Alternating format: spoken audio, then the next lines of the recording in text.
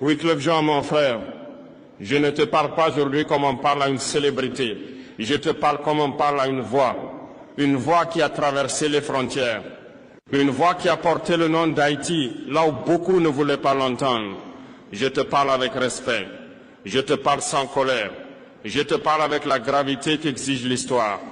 Parce que Wyclef, ta voix porte encore Haïti. Haïti n'est pas seulement un pays, Haïti est une preuve. La preuve qu'un peuple enchaîné peut se lever. La preuve qu'un peuple méprisé peut renverser l'ordre du monde.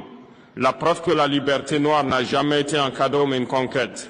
Et depuis plus de 2 siècles, le monde fait semblant d'avoir oublié ce que Haïti a payé pour cette liberté.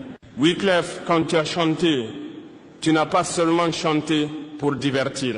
Tu as chanté pour rappeler au monde que Haïti existe, que le peuple haïtien pense, qu'il crée, qu'il résiste. Ta musique a été une porte ouverte, là où les portes étaient fermées. Et c'est précisément pour cela que je te parle aujourd'hui. Parce que l'histoire ne demande pas seulement ce que nous avons fait. Elle demande aussi ce que nous avons osé dire quand le silence devenait confortable.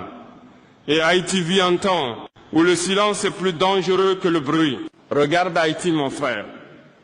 On ne lui a pas laissé le droit de se reconstruire tranquillement.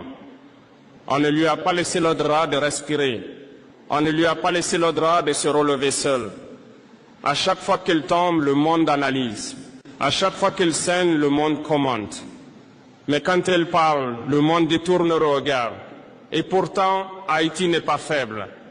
Haïti est épuisé. Épuisé par des siècles de punition pour avoir été libre trop tôt. Épuisé par des systèmes imposés qui ne servent pas son peuple. Épuisé par les regards extérieurs qui parlent sur Haïti, mais rarement avec Haïti. Wyclef, je sais ce que c'est que de porter un peuple sur ses épaules. Je sais ce que c'est que d'être observé, jugé, interprété. Je sais ce que c'est que de parler et de voir ses paroles déformées. Mais je sais aussi une chose. Quand une voix devient grande, elle n'appartient plus seulement à celui qui parle. Elle devient un outil de mémoire. Elle devient un repère. Elle devient une responsabilité. Je ne suis pas venu te demander d'être un homme politique. Je ne suis pas venu te demander d'être un chef. Je ne suis pas venu te demander d'être parfait. Je suis venu te rappeler ceci. Fraternellement, ta voix porte encore Haïti. Et quand une voix porte un peuple, elle peut soit éclairer le chemin, soit se taire au moment où la nuit devient trop épaisse. Le peuple haïtien n'attend pas des slogans. Il n'attend pas des promesses.